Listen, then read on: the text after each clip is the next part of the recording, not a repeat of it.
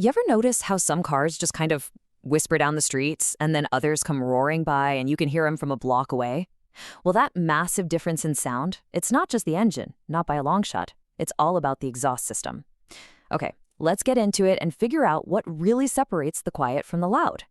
So what is the difference, really? Why does a stock Toyota sound so completely different from a souped-up Mustang? It all comes down to how a car breathes out.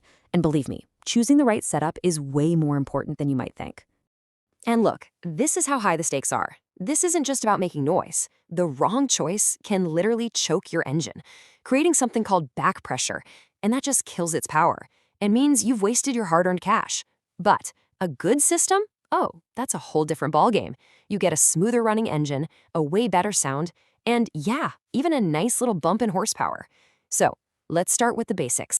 All right, our journey starts with the most common setup you're going to see on the road, the single exit exhaust. This is the factory standard for a reason. You'll find it on millions of cars, from little compacts to family sedans. Let's take a closer look at what makes it tick. A single exit system is, well, it's pretty much exactly what it sounds like. It uses just one pipe to get all those hot exhaust gases out of the engine and away from the car. If you're driving a Honda, a Toyota, a Nissan, odds are this is what you've got. Even on bigger V6 or V8 engines, you'll often find they use a Y pipe to merge two streams of gas into that one single pipe before it heads out the back. And this is exactly why car makers love them. They're cheap to make, super reliable, and really efficient. Perfect for pumping out cars by the thousand. But there's a big trade-off, and that's performance. That one single pipe creates back pressure. Now, a tiny bit of it can actually help with low-end torque, but for high performance, it's a bottleneck. It limits how fast the engine can push out old gas and pull in fresh air. Okay, so this leads to a question I hear all the time.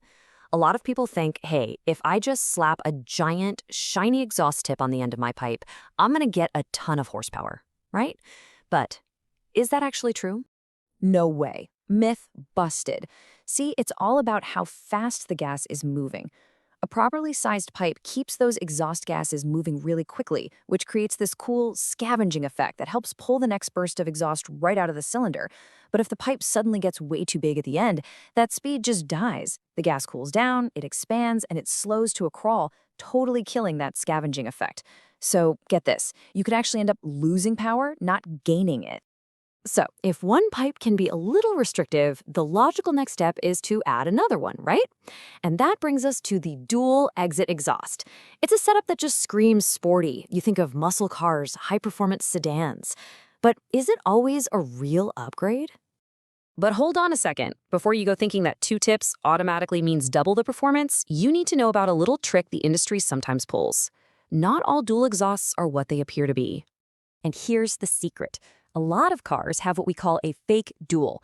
It looks cool, sure, it's got 2 tips out back, but if you crawl underneath, you'll see it's just a single pipe that splits right at the very end. It's all for show.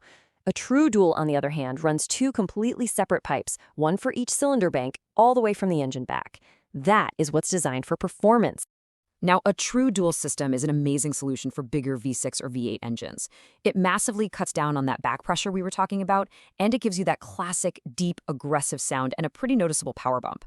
But it's not a silver bullet. These systems are heavier, they're more expensive, and honestly, they're total overkill for a little 4-cylinder engine. Plus, depending on where you live, that awesome new sound could land you in some hot water with noise or emission laws. Okay, so we've covered the stuff that comes from the factory, but what if you really want to crank your car's sound and performance up to the next level? Well, that's where you enter the world of aftermarket systems. This is the enthusiast's playground for truly customizing a ride. The 2 most popular choices you'll find are axleback and catback systems. An axleback is the simplest upgrade. You're just swapping out the muffler and the tips, mainly for a better sound. A catback is a bigger job. It replaces everything from the catalytic converter all the way back, and that's where you get real gains in both performance and sound. A lot of the difference comes down to the muffler, too. Some have chambers to shape the sound, others are just straight-through pipes for maximum flow. So which one is for you? Well, it really comes down to a showdown between 3 big things: the sound you want, the power you're chasing, and of course, the money you're willing to spend. Let's break it down. If your main goal is just getting a better sound and some style on a budget, the axleback is your clear winner. It'll give you those sharp, sporty notes without breaking the bank. But if you want real, noticeable performance gains, we're talking 5, maybe 10 horsepower and a deeper, richer sound through the whole rev range, then the catback is the only way to go. Yeah, it costs more, but the results are so much bigger. But what if you have a turbocharged car? What if bigger gains isn't enough and you want to go all out? For anyone who wants maximum, and I mean maximum power, there is one more level to unlock: the turboback exhaust. A turboback system is the absolute king of exhaust upgrades for turbocharged cars, things like a Subaru WRX or a VW Golf R. It replaces everything. I'm talking from the turbo itself all the way to the tailpipe. By ripping out all those restrictive factory parts, you let the turbo spool up way faster and just breathe so much more freely. The result? Massive performance gains. Now, before you run out and buy one, listen up. This is a serious upgrade, and you have to plan for it. First, you've got to make sure the system is designed for your exact car. Then, you need to pick a material, balancing the cost of aluminized steel with the durability of stainless steel or the crazy lightweight of titanium. And you absolutely have to check your local laws, because these systems can get very, very loud. But the most important step of all is number 4. This is, without a doubt, the single most important thing to know about a turboback system. You must plan for an ECU tune. If you don't reprogram the car's computer to handle that huge increase in airflow, you're not just leaving a ton of power on the table, you could actually cause the engine to run lean and risk some really serious damage. Don't skip the tune. Whew, all right, we have covered a lot of ground, from a simple single pipe all the way to a full-blown turboback. Let's do a quick final summary just to lock it all in. So here it is, the bottom line. A single exit, it's for simple, reliable daily driving. A true dual exit, great for sporty looks and a deeper growl on a V6 or V8. An axleback is the perfect budget-friendly upgrade for just sound and style. The catback is the real enthusiast choice for that perfect balance of sound and power. And finally, the turboback. It's for maximum, no compromise power on a turbo car, but you've got to be ready for a serious investment in parts and a tune. And that's our tour of the world of exhaust systems. So now I'm going to turn it over to you.